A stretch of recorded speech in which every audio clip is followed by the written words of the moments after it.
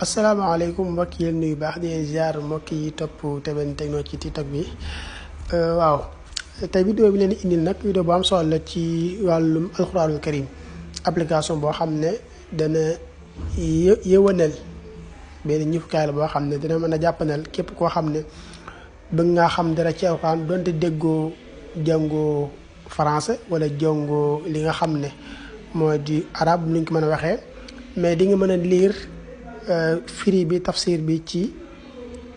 olof bëri na ay fonctionnalité daal bu ñu duggee xool ko dañ ko mën a xam léegi bu ñu demee ci app store bi dañ duggee dañuy bind Coran daal di bind comme si kaw Coran daal def Q daal def QAT daal di ok application bi moo nekk noonu ci kaw léegi man am naa ko pay léegi dañuy offrir xool ko léegi bu ñu duggee application bi di lay indi waaw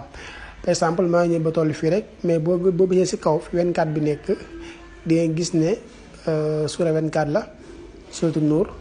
léegi boo duggee boo si bësee da nga gis suura yëpp la koy génneel yaa xool suura boo bëgg a xool boo ñëwee fii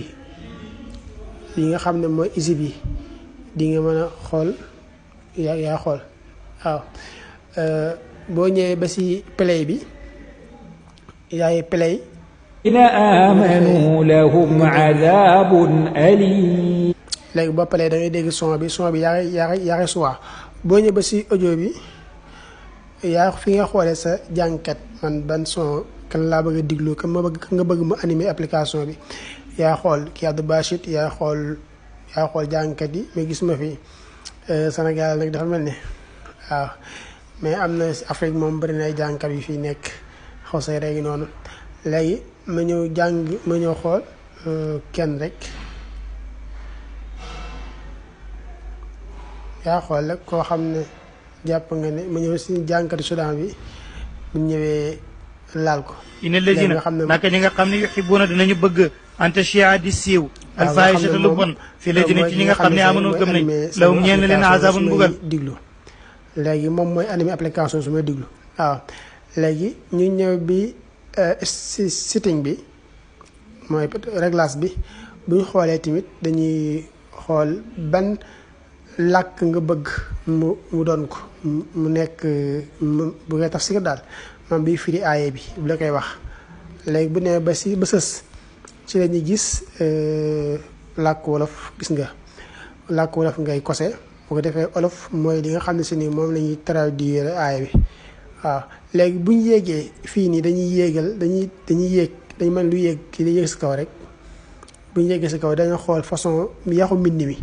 ban mbind moom nga gën a mën a lire mën a jàngee nga kose ko waaw léegi bu ñu ñëwee ba si réglage ba tey encore bu ñu yéegee